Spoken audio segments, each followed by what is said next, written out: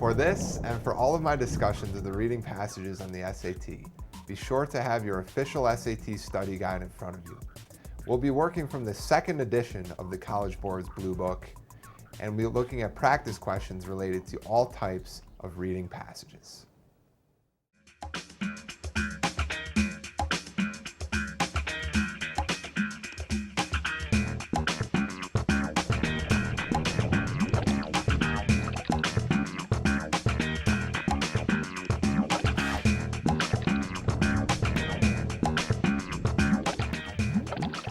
Hello. In this video, I'd like to introduce the reading passages from the SAT. Many students find that this is one of the most difficult parts of the test, but with some solid practice and some intelligent preparation, you too can conquer this difficult challenge. The reading passages require practice, possibly more than any other section of the test. Really, to get good at these sections, I recommend that you just practice, practice, practice. Drill yourself on real reading passages from the SAT Blue Book, the official SAT study guide, and any practice test that you can get your hands on. If you spend a lot of time with these sections, I guarantee you they'll get more comfortable and you'll have better success on them. So, there are a couple aspects of the reading passages that make them as hard as they are. First of all, this is going to be a big surprise. These passages can be incredibly boring. Oftentimes, SAT reading passages are meant to be boring on purpose, actually. The people who write the tests don't want to make anyone angry by writing about a controversial topic. And the other side of that coin is that oftentimes these things are not very interesting to most readers. In order to get past the boredom obstacle, try to read quickly. Don't worry about the specific details of the passage. Read through it quickly and try to come up with the main idea as you're reading. Another big challenge here on the reading passages is that the SAT really requires a different type of reading than that which we're used to doing in school. When we read for school, we're often used to interpreting. For instance, if your teacher had you read Romeo and Juliet for homework, you might have a very different opinion of the fate of the star-crossed lovers than your classmate. However, in English class, both opinions are perfectly valid and an opportunity for great discussion in class. The SAT is totally the opposite. There's only one right answer on every SAT reading question, and there are 4 wrong answers on every question.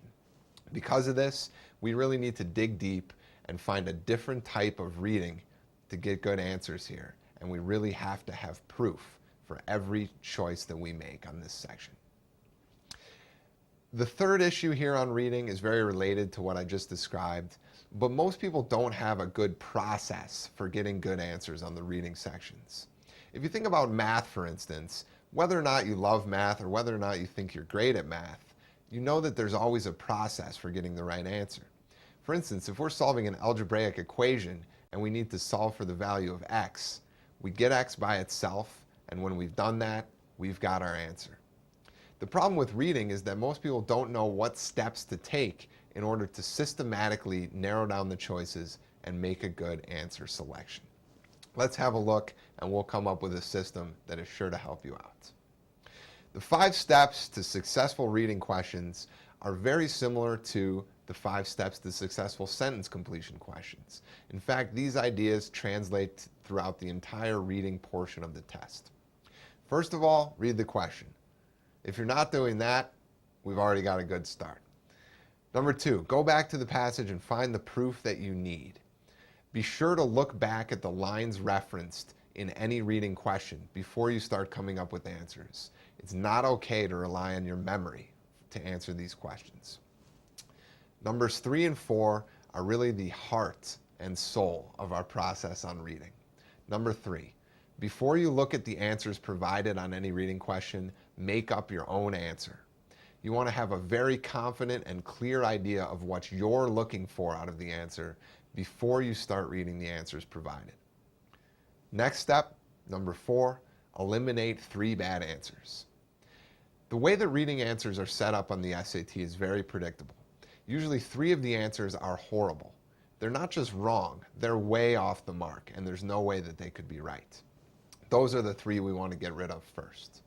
Then we'll have one answer that is almost correct and one answer that in fact is correct. If we can get rid of the 3 horrible answers right away, we've made a 50-50 choice for ourselves. We've only got 2 answers left to choose from, and that's a much easier decision.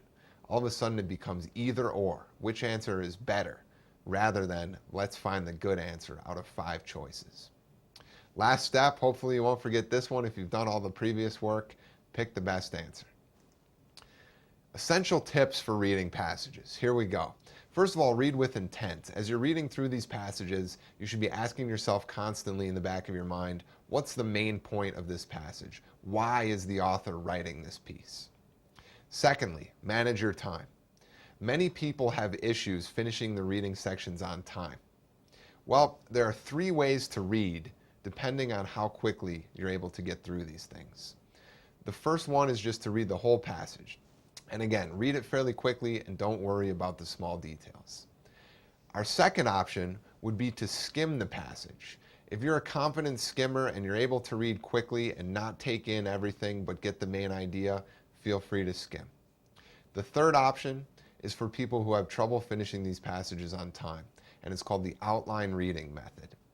For the outline reading method, read the entire first paragraph, then read the first and last sentences of all the other paragraphs, and finally read the entire last paragraph or the conclusion.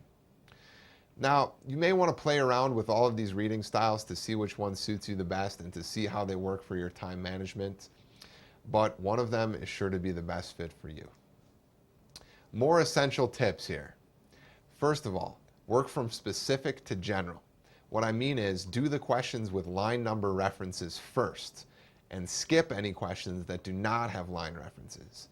Then, after you've done all the line reference questions, go back and do the ones that don't have line numbers.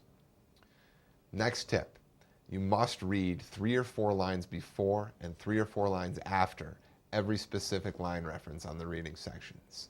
The meaning and the importance of the lines referenced is almost always before or after the specific lines. The next one is a great tip. Avoid extreme language. Right answers on the reading passages from the SAT are usually characterized by very middle-of-the-road, wishy-washy language. For instance, we would much rather pick an answer that says most or many than an answer that says all or none or every time. Watch out for extremely positive and extremely negative language as well.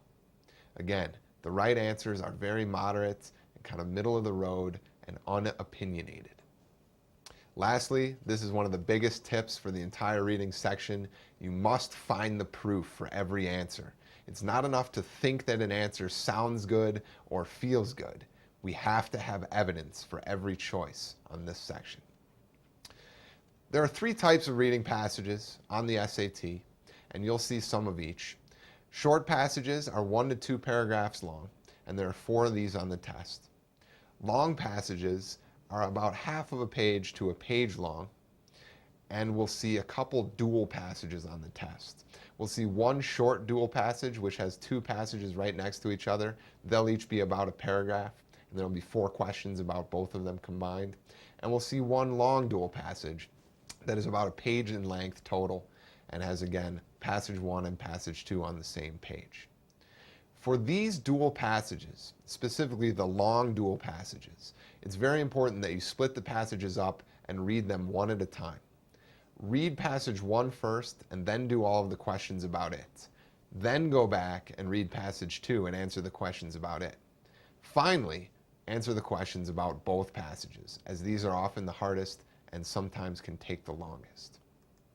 So, that's kind of the lay of the land here on the reading passages on the SAT. We've got a handful of other videos that break down the reading passages in more specific detail and give you great tips on various types of questions that you'll encounter on the test. So please check those out. Happy studying, and thanks again for listening.